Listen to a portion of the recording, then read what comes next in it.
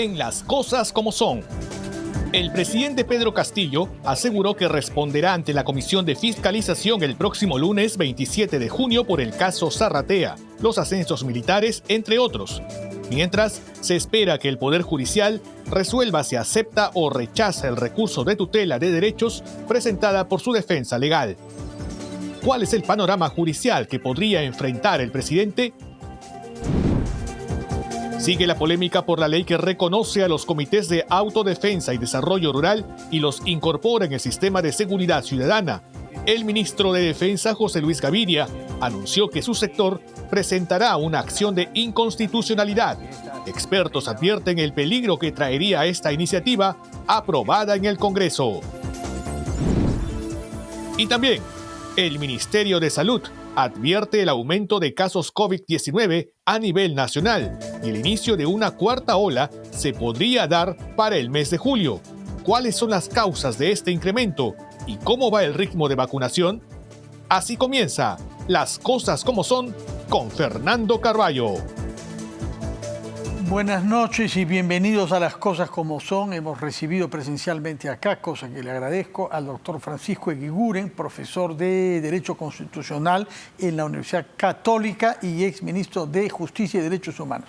Señor Eguiguren, buenas noches, gracias por estar acá. ¿Cómo está? Muy buenas noches, señor Carballo. Un gusto estar con usted y sus oyentes. Sí, presencialmente, porque cosa que no hago mucho, la verdad. Pero le agradecemos no justamente por eso, porque sí, el gesto y la presencia física permiten comprenderse mejor. Sobre todo que hay temas complicados en debate que tienen que ver con la Constitución. Usted es un profesor en esta materia hace más de 40 años, tengo entendido, de manera que tiene un roce estrecho con la Constitución, que la había estudiado desde sus orígenes, en el año 93. Y el primer tema que está en debate es el famoso artículo 117, que se ha interpretado de diversas maneras recientemente, pero hasta hace recientemente nadie osó nunca investigar al jefe de Estado. Claro. Quienes defienden que sí es constitucional, entre ellos la actual fiscal de la Nación y el anterior, Pablo Sánchez, que modificó la doctrina tradicional de la Fiscalía, que había sido mantenido por su predecesora, Zoraida Ábalos, sostienen siempre la tesis, pero la Constitución debe ser interpretada en su conjunto. Y el artículo 117 debe ser puesto junto a otros artículos que tienen como mandato garantizar la lucha contra la corrupción. ¿Cuál es su punto de vista sobre este tema? ¿Se puede o no investigar al jefe de Estado en el ejercicio de su mandato? Sí, le voy a responder dos cosas. La primera, un poco más sobre la figura misma, y la segunda, puntualmente sobre eso. Mire, precisamente, yo debo haber sido, después de Javier Vallarriestra, que escribió una tesis hace creo que 40 o 50 años sobre el tema, el segundo trabajo, digamos, sistemático, sobre la responsabilidad del presidente de la República fue mi tesis doctoral, y en el año 2007 publiqué un libro en el Fondo Editorial de la Católica sobre la responsabilidad constitucional y penal del presidente de la República. En ese momento no se discutía eso. No. A mí me llamó la atención por lo que estaba pasando en América Latina, muchos presidentes y Perú, y dije, y acá no hay nada. Hace 150 que tenemos el mismo tratamiento parecido al 117 y el presidente es ultra protegido. El Perú es uno de los países que más blinda al presidente. Eso me llamó la atención, no había mucha bibliografía. Y hice ese libro, que hace tiempo me han dicho para actualizarlo. ¿Cuándo salió la primera vez? 2007. Bueno, vale la pena. Me adelanté, digamos, al problema, ¿no? Entonces, lo he estudiado bastante. Y ya ahí una de mis conclusiones era, hay que cambiar el 117. Es excesivamente protectivo. No puede ser que un presidente o que cometa un delito común como cualquiera, o un grave delito en la función, pues que lo vincula con corrupción, claro, no se le pueda ni siquiera juzgar. No puede ser esa idea. Pero investigar se puede. Bueno, ahí viene la segunda parte de la pregunta, ¿no? O sea, no se cambió, lo han podido modificar, ¿eh? Esto se viene hablando hace tiempo. Entonces, como no se ha podido modificar, la puerta que encontraron es la vacancia por incapacidad moral. Pero eso fue en el año 2000. Eso fue claro, contra pero Fujimori. A partir de lo de Fujimori, ahora esa es la puerta. Bueno, pero la puerta en realidad se abrió en el año 2000. Si error ahí, es el que se cometió ahí. Bueno, y se cometió para no aceptar la renuncia. Nada más, pudieron haberlo sacado por otra cosa. Entonces, a partir de ahí, yo le diría, y ahí viene el segundo tema, y que es delicado decirlo, y yo lo quiero decir con cuidado, porque aquí no quiero hacer ni de abogado de nadie, porque no lo soy en estos temas. A ver, mire, vamos a hacer, bueno, usted es filósofo, ¿no? Vamos a hacer una especie de... Trato. Más o menos no digo de silogismo, pero más o menos. Como usted bien decía, hay una vinculación de artículos. La regla para altos funcionarios, incluido el presidente, los ministros, etcétera, es el derecho al antejuicio o juicio político. ¿Qué dice la Constitución? Estos altos funcionarios, presidente de la República, por delitos cometidos en su función o por infracción constitucional, tienen derecho previo a antejuicio en el Congreso. De ahí se verá. Es decir, que no pasan a la justicia ordinaria, así es, excepto que el Congreso lo haya decidido así. Así es. Y si un ciudadano le presenta una denuncia, eso no va. Tiene que ir al Congreso, Comisión de Acusaciones Constitucionales, que determine si hay un delito y va al Poder Judicial, si hay una infracción constitucional o una infracción política, va al juicio político en el Congreso. Esa es la regla para todo. En el caso del presidente, que hay que concordar el 99 y 100 de la Constitución sobre antejuicio, con el caso del presidente, artículo 117, él encima de eso tiene una protección especial. Solo puede ser acusado en su mandato por 4 supuestos, ¿no? Traición a la patria, disolver el Congreso, falgo del caso constitucional, no convocar elecciones, no permitir que funcionen los órganos electorales. Un dictador, un dictador. Bueno, entonces como la puerta está cerrada y habilitaron la vacancia por incapacidad moral, viene el tema, ¿qué dice la Constitución? 117. No se puede acusar al presidente en su mandato solo por ABCD. Entonces, como dicen, no se puede acusar. Sí. Pero sí se le puede investigar. Yo le digo, ahí hay 2 problemas. Uno, yo podría decir, un momentito, presidente, por delito de función o infracción, como cualquier estos, primero antejuicio, pero además antejuicio chiquito, por 4 cosas. La pregunta podría ser, ¿cómo, si tengo esta puerta cerrada, puedo investigar si luego no te puedo acusar? Dicen, no es lo mismo. Investigar, ya, perfecto. Se va a poder investigar. Ya, investiga y... Se acopia información y ya, se prepara una eventual acusación, pero cuando haya dejado el cargo. Está bien, eso es. Ya. Hasta ahí nomás. ¿A usted le parece entonces que es inapelable esa interpretación? Sí, se puede investigar. Se puede discutir. ¿Qué pasa si el involucrado no quiere colaborar? Como intenta su abogado en este caso. Es que no, yo le diría que cualquier abogado, no un académico, quien ejerza, por eso digo, yo en este tema no quiero ser abogado, un abogado le va a decir, no vayas. ¿Qué te van a hacer? Además, al final no te pueden acusar. Que te investiguen sin tu colaboración y luego, cuando terminen su informe y digan que te voy a acusar, bueno, habrá que esperar a que termines tu mandato. O sea, ¿qué le quiero decir? Es un paso adelante el que ha dado la Fiscalía en decir, se puede investigar. Sí, avanzará hasta donde pueda, pero luego, igualito, se va a congelar. No se puede acusar. Así es. Sí. Ahora, por eso hay que cambiar el 117, por Dios. ¿Y cómo lo cambiaría usted? ¿Cómo lo formularía de manera tal que haya una inmunidad para que pueda ejercer su función, pero que no se aproveche de ella para, entre otras cosas, incurrir en corrupción? Ni tampoco para que lo empapelen con 500. Como usted ha dicho, la racionalidad de la institución era que el presidente gobierne tranquilo y solo por casos muy excepcionales se le pueda someter a un proceso en el Congreso y luego en la justicia. Se les pasó la mano, esa norma no se ha revisado. Miren, los debates constituyentes de los últimos 150 años no le han cambiado casi una letra. O sea, ha pasado así desapercibida.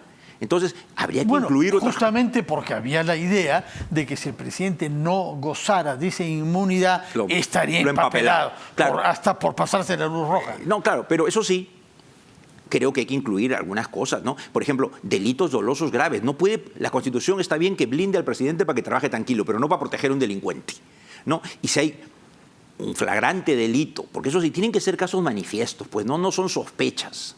Tiene que ser caso, todo lo que tenga que ver con corrupción, enriquecimiento, sospechas, ¿no? Claro, corrupción, enriquecimiento ilícito, vinculación con organizaciones criminales, abuso de autoridad, porque también podría haber un presidente que cierre un medio de prensa. Sí, claro que sí. O que viole derechos humanos. O que decida que tal general se va y tal coronel asciende. Entonces, ni mucho ni tampoco, pero que hay que revisarlo con calma. Yo diría, esto es un reclamo, yo lo vengo planteando hace más de 15 años. De acuerdo.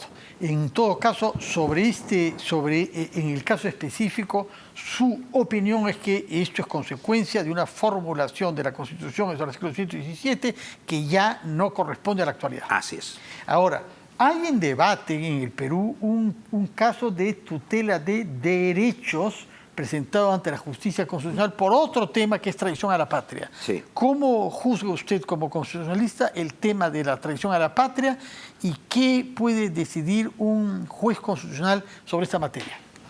Sí, he leído la denuncia. No me he involucrado profesionalmente, pero he leído la denuncia. Me imagino que no le habrá impresionado por su rigor jurídico. Me ha impresionado por las personas que la firman. Me parece muy mala la denuncia, en el sentido que, a ver, no soy penalista, pero más o menos sabemos lo que es la traición a la patria, ¿no? Sí. Y la traición a la patria dice... Por la que se ha fusilado a gente hasta los años 70. La traición a la patria dice el Código Penal escuetamente, que no soy penalista, lo digo de memoria por lo que me acuerdo, por lo que leí, pues que es cuando alguien hace lo necesario para favorecer el sometimiento de la República a una potencia extranjera o la independencia de una parte del territorio nacional. Eso es. Sí. Ya, dígame usted. Pero justamente el argumento de quienes creen que el actual jefe de Estado ha incurrido en ese delito es que él se ha ofrecido a ceder territorio peruano a Bolivia en declaraciones formuladas a un órgano de prensa internacional. Bueno, la entrevista a Del Rincón la vi. Penosa. Entonces, el punto es, él lo que dijo, y he leído la demanda, la denuncia, es que no como presidente, pero que era su opinión, pero bueno, pero ya, podía considerarse y que se le iba a consultar al pueblo si se le daba una salida a Bolivia.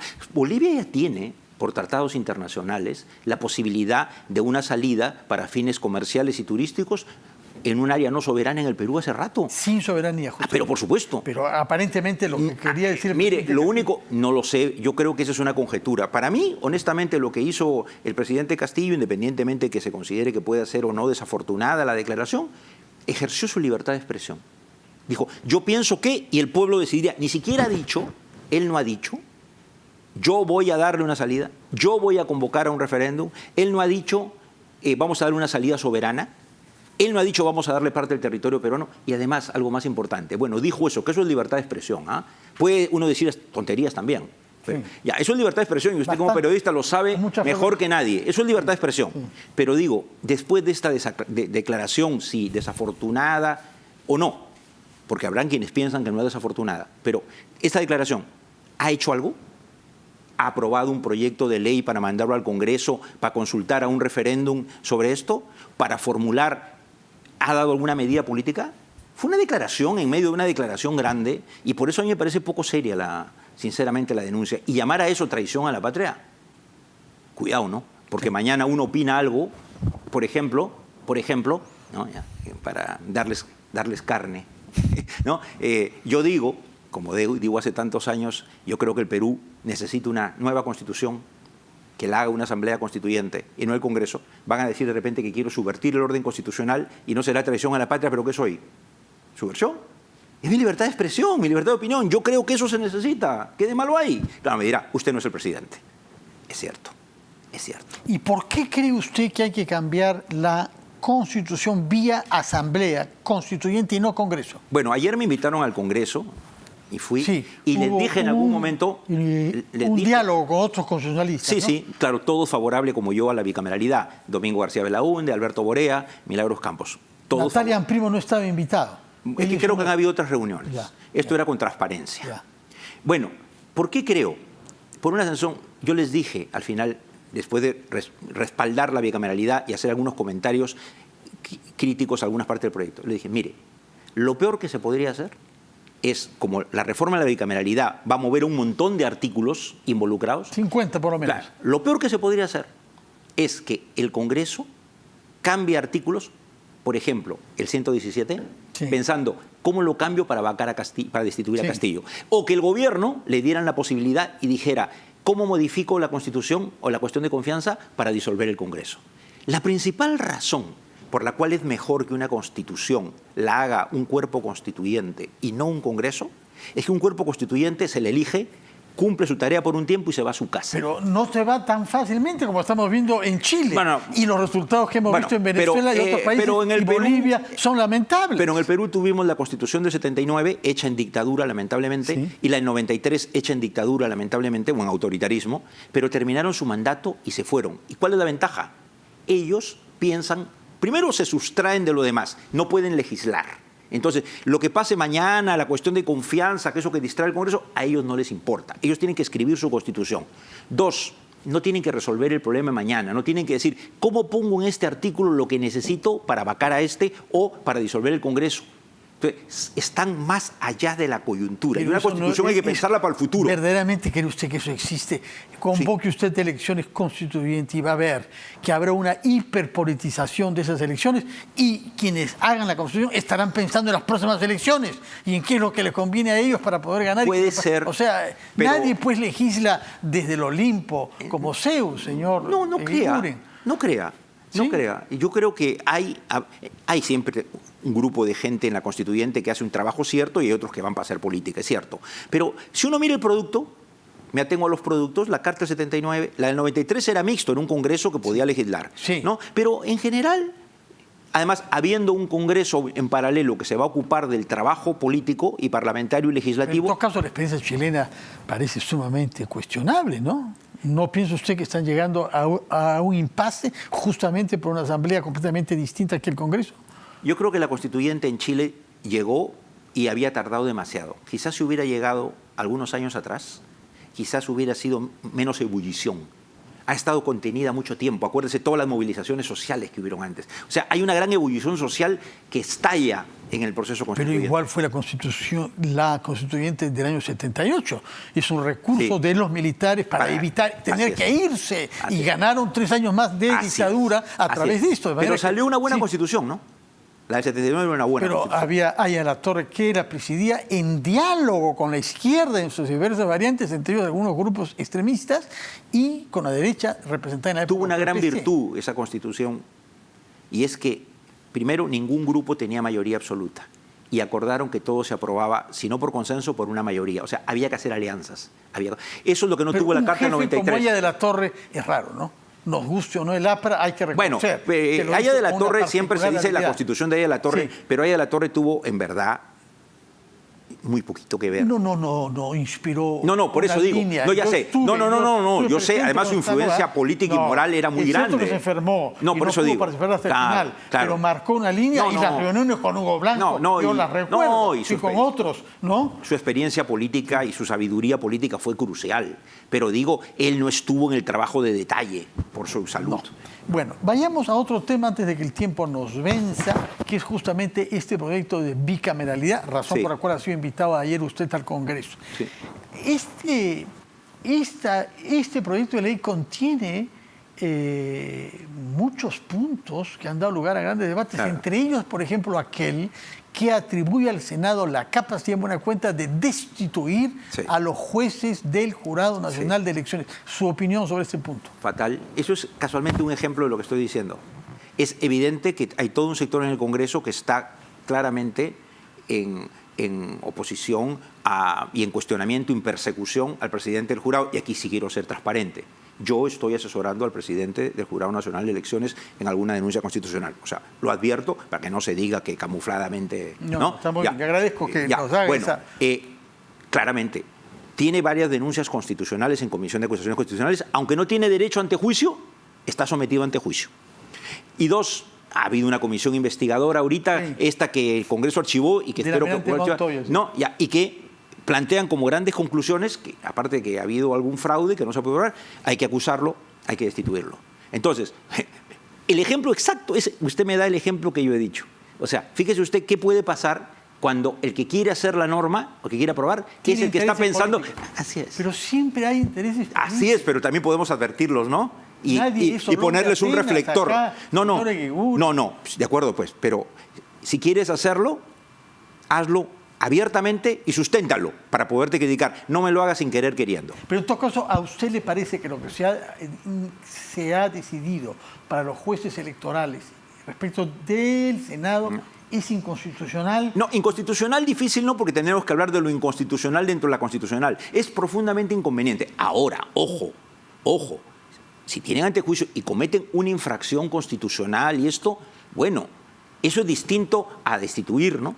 Tendría que haber un delito de por medio o una infracción constitucional. Pero fíjese qué curioso, la propia reforma de la bicameralidad, cuando habla de el jefe de OMPE y el jefe de RENIEC, que los elige la Junta de Justicia, les da, como es natural, a la Junta de Justicia, que es un órgano no político, la posibilidad de destituirlos. Sí. Yo creo que no es bueno que el Congreso, que el Jurado Nacional puede equivocarse o no, pero son los árbitros del proceso electoral. ¿Cómo le damos a los jugadores la posibilidad de votar al árbitro o cambiar al árbitro?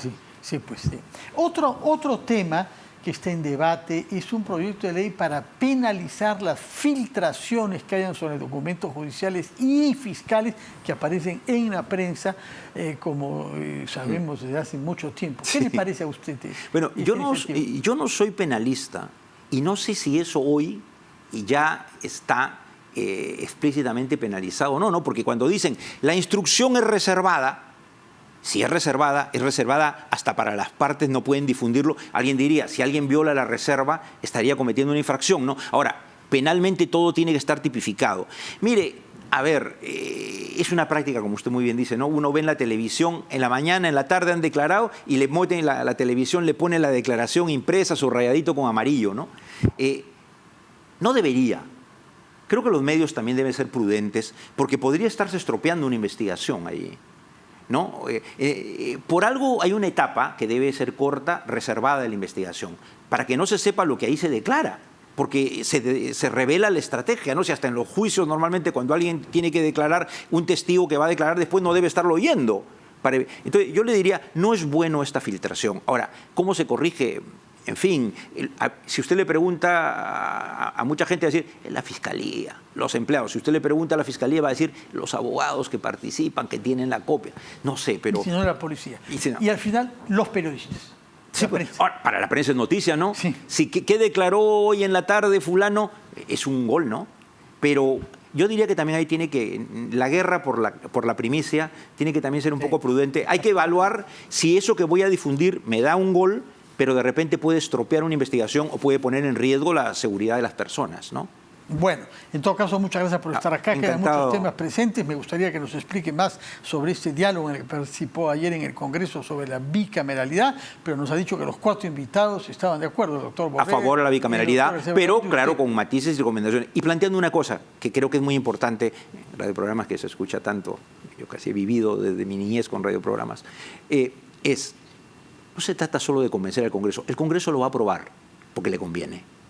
El punto es, ¿cómo convencemos con educación, con explicación a la ciudadanía y a los jóvenes que eso que hace pocos años se rechazó en referéndum, que la bicameralidad va a ser mejor para nuestro país? Y ya ayer justo le decía en algún momento, bueno, y como me preguntaban, nadie te garantiza que va a salir mejor, puede salir igual de malo, pero la pregunta es, ¿podemos estar peor? Lamentablemente siempre se puede estar peor, lamentablemente. Señor Eguiguren, muchas gracias por su presencia acá. Estamos muy contentos de estar con usted. Nos quedamos con algunas nuevas ideas y con algunas preguntas que se las haré la próxima vez que venga, ahora que ya se ha decidido a venir físicamente acá. Muchas gracias. Un gusto. Y muy buenas noches. Buenas noches a todos. Gracias.